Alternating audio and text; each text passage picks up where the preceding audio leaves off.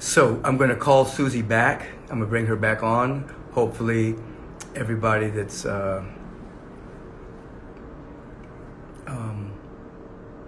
that's tuning in right now can hear me. And we're going to call Susie back and bring her back. Okay.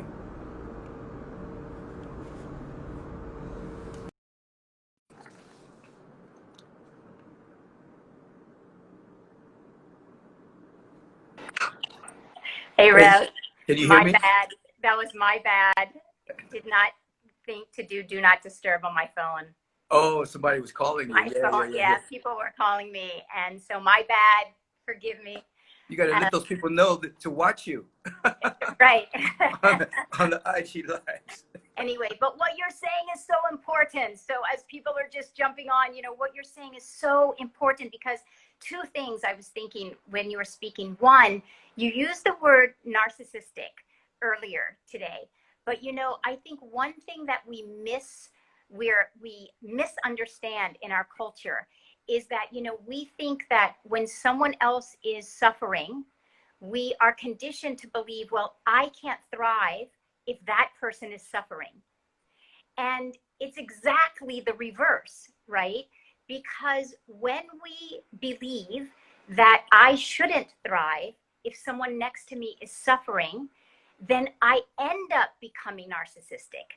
Because if I'm not caring for myself, if I'm not plugged in to my source and I'm not plugged in, right? Then I'm going to become also anxious. I'm going to become stressed. I'm going to shrink. I'm going to become constricted. And you can feel those people, or I'll speak for myself. I know if I simply walk into a room and I don't even say a word, but I'm disconnected and I'm feeling stressed, then what it does is it sends this invisible signal to those around me. Oh, everybody's got to, walk on eggshells, or everybody's got to really accommodate how I'm feeling. And that's actually narcissistic because other people then have to take care of me on an emotional level or on a different level. That's narcissism. But we teach in our culture inaccurately that, Right. oh, I shouldn't take care of myself if someone else is. And I learned this as a mom because we're taught to just put the other person first. But it goes back to what you're saying at the beginning about the evolutionary impulse inside of us. When I take care of myself and I'm plugged in and I say that's the most selfless thing I can do, it's saying that I trust my most innate self, that we're all givers and we're all caregivers and we're all nurturers. And of course we want to see the next person beside us not suffer. But the best way to help that person out of their own suffering is to make sure that I have something to give them. So I love what you're saying. It's just Well, obviously. yeah, you're giving the spiritual counterpart to put the oxygen mask on yourself first before you put Yes, it on your child. If you can't give from an empty cup, you right, can't radiate it. There's no glow in you.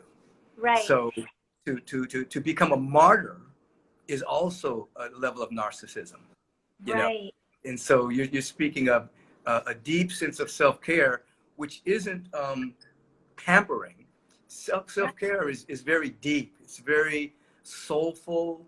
The body temple, the mental body, the emotional body, you're taking care of it so that you can actually do the work you're called to do Yes, and do it well. Because if you don't take care of yourself, if you yeah, go out to do your work, it's not going to be excellent. It's yes, it's only going to be so-so. yes, And yeah, so this is exactly. I know you really bring this home for families, and you really bring this home for mothers as well. Let me ask you this: what are you finding any unique challenges in your counseling with people during this time in families? Oh, With anything, what's rising up for most people? certainly, I think, because mothers and parents in general, fathers, are largely invisible in the culture. Now we've been thanking the people on the front lines, thank goodness, as well we should. But typically before COVID, nurses were also not, they're largely invisible. And parents are largely invisible in our culture. And so during COVID, they're invisible and their plight has been more challenged, right? Because it is very common now that parents, children are in front of Zoom. My son is on Zoom, you know, his classroom is in our home, and I have a teenager, but especially parents with younger children, and they might have multiple children. They're on multiple screens in multiple classrooms. And so they have already the laundry and the dinner and the tasks of being a parent. And on top of that, they're in small quarters and needing to get along, be a teacher now, be a homeschooler. So the conditions on the outside are definitely exacerbated. All of the conditions are exacerbated. And depending on that family and their spiritual practice, or how long, you know, or deep their practice has been, it can feel very, I want to say, just like closing in, the close quarters closing in. So I have so much compassion for all relationships. I think relationships can be very challenged during this time. So two things I'm getting from what you're saying here. One, the word patience. This is a time to exercise, not just our bodies, but to exercise patience with each other, with our spouses, our significant others. We have to actually exercise the patience because of the intensity of what we're all passing through on this unprecedented moment. And something that also came through what you said, you didn't say this, but it was underlying, and that is, you know, being parents, we're inviting parents to really parent and not give their kids over to the government, or not look to the external authority figures to take care of their kids. And I think people do that unconsciously sometimes because they do that with themselves. You know, they unconsciously give themselves over to an external authority figure, and they forget that they are a sovereign spiritual being that has a mind, that has a heart, that's connected to God, that's connected to source intelligence. And there's sometimes people just kind of give themselves over, and no one can take care of you better than you, and no one can take better care than your kids than you. And so we want people to like mature into, you know, to have the self-care, so that they can take care of their kids and take care of the people in the neighborhood. Because I just notice people, particularly when they're in fear, they kind of give themselves away. They kind of just like become sheeple. You know, they kind of just give themselves away to external authority figures. We advocate, definitely vote, definitely choose the person you want to be your senator, and you want to be your congressperson, you want to be your president, you want to be your council person. But voting isn't an edict to give power away. Exactly. Voting is an edict that someone is supposed to serve you according to the plank that they're espousing. And so I just, you know, something you said triggered that thought. As we become parents, we have to have our own authority. Yeah. You're sovereign. You just said it. Parents, take back your own sovereign authority. You know better than anyone else what your child needs. And you're right. We have just been indoctrinated for generations, indoctrinated to give our power over so unconsciously we don't even know we're doing it. So unconsciously to external power, authoritative power outside of ourselves. Even so much as, you know, most, you're asking about challenges. Not a parent that I talk to does not have a challenge with their child and video games. Right. So we have been unconsciously indoctrinated to give our power over to video games. And every parent I talk to will say it's their way of connecting. No one wants their child on endless video game time. You know, Fortnite, all these companies that are making these video games to addict our children. So we understand that that's happening. But what you're speaking of is the nail on the head. It's the heart of the matter, is that we have unconsciously given away our power and our sovereign authority to begin with. So we feel at the effect of something like how to navigate video games in a family. And it might sounds so trite, but it's so important because there's so many power struggles happening in the family and discontent happening in the family, but also the on the other side of it, there's so much opportunity when you take back that sovereignty, you know. And it may call for, I know with our son, we didn't do very many video games and things like that, media. That was just our choice.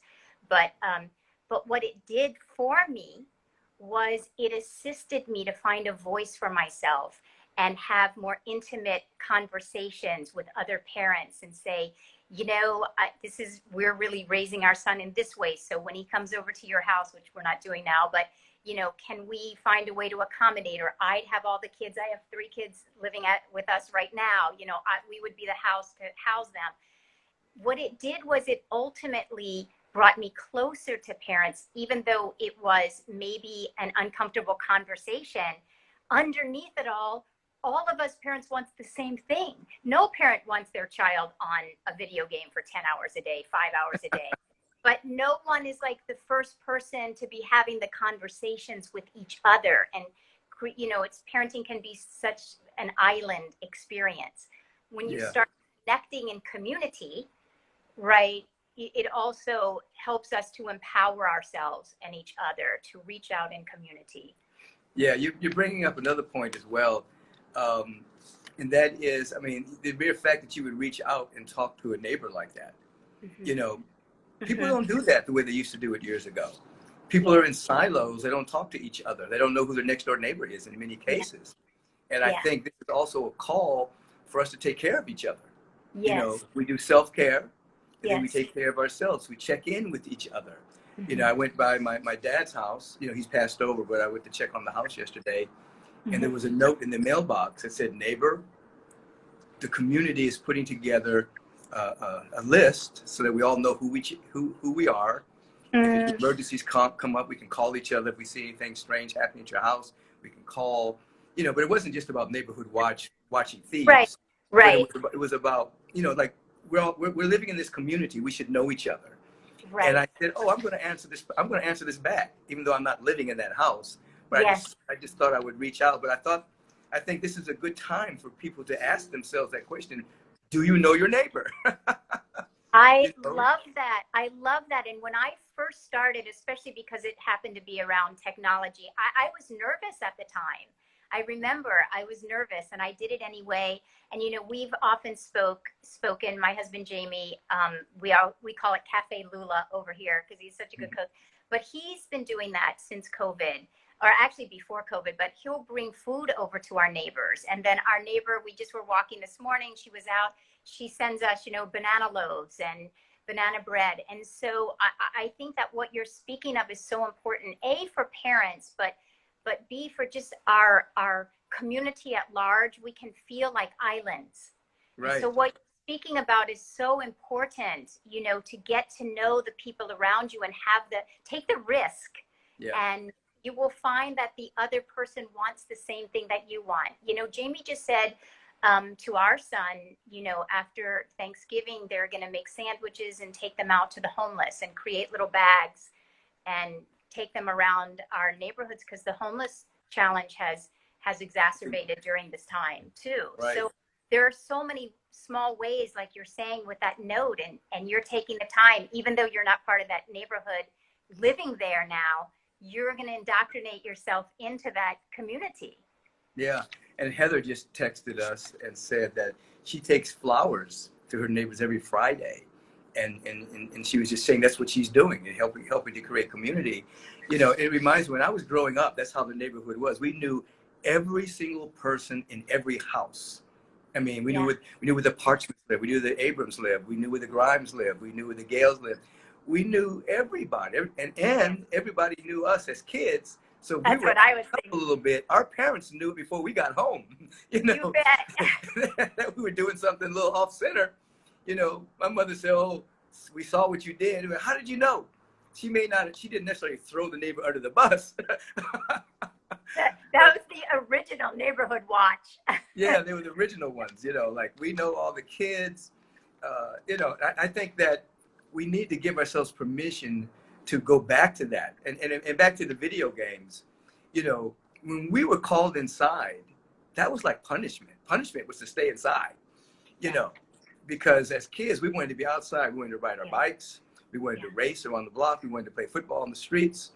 We wanted to do a lot of stuff. So to have to come in and do something, that was sheer punishment, you know.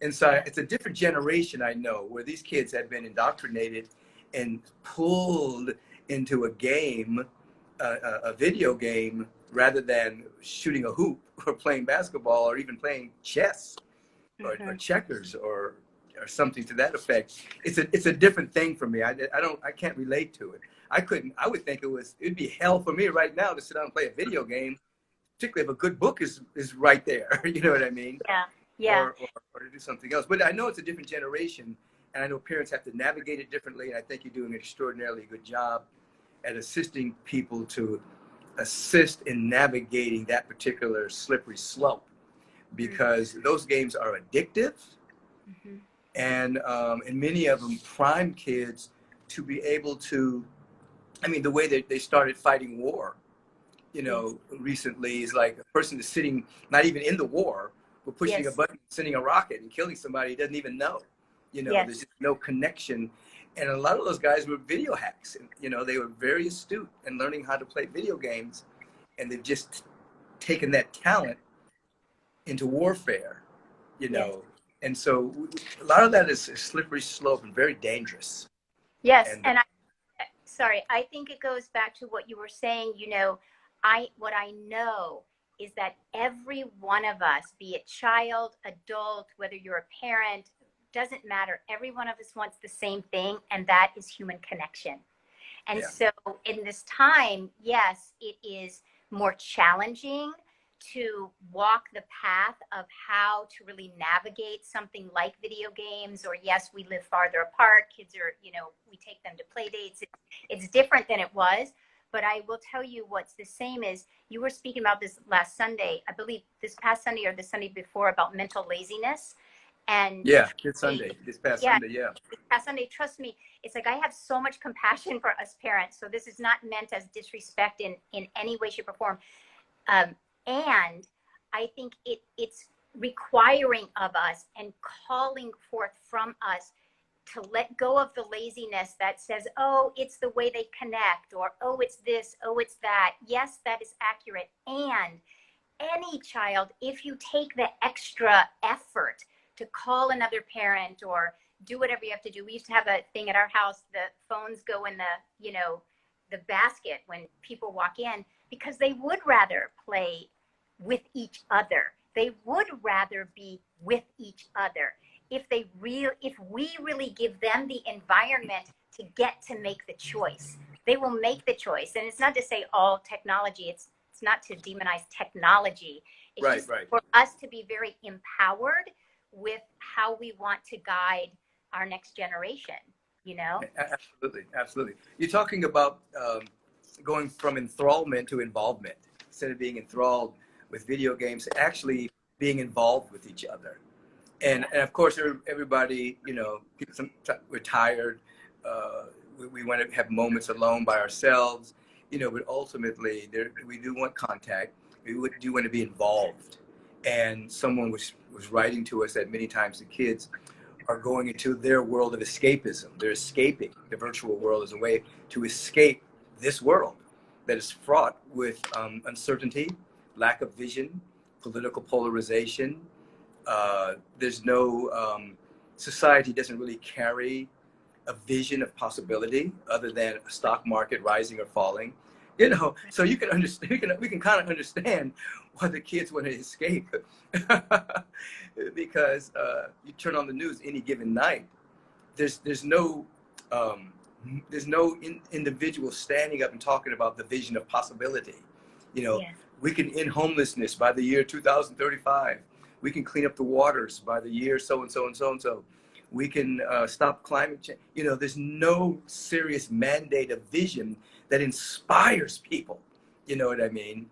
And so adults and kids are prone to escape that world unless there's some type of spiritual practice that has either come from suffering or from insight. Because once you have a spiritual practice, your vision comes from within yourself. And then you're inspired by that vision to move forward. And regardless of what's happening in the world, you're pulled by a vision, you see. And this is what we need more of. This is what we need more of. Teachers and individuals that are inspiring. I was just myself saying that, I just had the thought that wouldn't it be wonderful if we no longer ever again in human history put up another statue of a soldier, of a general leading a war, but the statues that were put up, if we put up statues, were of teachers that were guiding the hearts and minds of the students, real teachers who taught you how to read, that gave some kind of values of love and compassion and community, teachers, and even the frontline workers perhaps, you know, but people, you know, but our country, you know, they have all these war generals, you know. What about peace generals? Love that. Statues. You know, it's a different, we have to actually mind different values and have a different vision around those values. And then I think there'll be a lack of escapism and more involvement in the vision that we are articulating, you see. I love that. I'm on fire with that. And I think we should have a challenge for everyone watching, right? So whether you're a parent, not, we're all going through COVID. That's what we all have in common right now. But I love this idea, and you were also speaking to this Sunday about what if the media was only giving us, you know, like someone went into remission today, someone forgave, you know, and made amends to their partner today, and some, you know, people got closer today. What if we, all of us, took on this challenge? Do you have a vision for your life right now? And do you have a vision for either your partnership? Do you have a vision for your family? Because many people actually, again, intellectually, we think we have a vision, but we don't really invest and become involved. Let's all, what if every one of us watching right now really took it on as a challenge? I'm going to speak. I'm going to first get still and really ask myself, what is the highest vision for my family? And then I'm going to get it so clear, and I'm going to talk about that with my children, with my spouse, with my friends, every chance I get. And in the midst of, you know, yeah, your child still wants to watch more video, have more video time, but infuse that, work with right where you are right now. Right. And use that with like, yes, this is where we are. And we're breaking out, we're breaking through, we have a higher vision. Let's do this. The power of vision, of course, you are the imminent vision process. You know, this is your territory that I'm speaking on, but hey, I'm so on fire. People perish. We're all speaking on it. It's okay. Yeah, well, I know you're the original, but I'm just saying it's something that is free. It's available to us all the time. We can do it right now, whether we're doing the dishes or the laundry. And it's something that, what if we got so impassioned about actually verbalizing it and speaking about it so much in our family that our children knew, oh, this is the vision that is being held. That's how manifestation will happen. That's how you'll move through, right? Yeah, and again, that moves people from escapism, and they move more into participation. You know, so we can start a situation, you know, instead of watching television, tell-a-vision. You know, you actually write down, even if you don't talk to somebody else, you tell yourself a vision by writing it down, which and reading it to yourself, which gives you the tactile sense, the actual looking at it, reading it, hearing your own voice. So you see it, you feel it, you know, but maybe on a regular course. And this is what parents didn't even do with their kids. We could do it to ourselves, you know. We like watching television, but either before or after, we actually tell a vision to ourselves. You know, this it can be weekly. This week, I'd like to see a greater expression of such and such in my life. by the end of the year, I'd like to see I'm holding a vision, a possibility of greater health. Somebody wrote to us that they're beating cancer today, you know. So, you know, you begin to, and for that person who wrote that in, I suggest that you write down what you're going to do with your life as you're healed. What are you going to do in 2021? What are you going to do in 2022? What are you going to do in 2023? Just cast it as a vision so that your body gets activated around your desire to do whatever it is you're called to do in 2021, 2022, 2023, so the body can heal itself based on your vision, you see. So yeah, I think this is possible. This is great, because many kids, you know, with this unprecedented situation we're moving through, many kids don't have a vision. Their vision is bleak. Right. You know, right. they can't talk to their friends. They can't go anywhere. However, consciousness transcends everything. And if enough people begin to have a vision about possibility in their own individual life, the life of their family, the life of their city, it will transcend the conditions and the circumstances we're living in now, which goes back to what we were saying earlier. We are sovereign beings.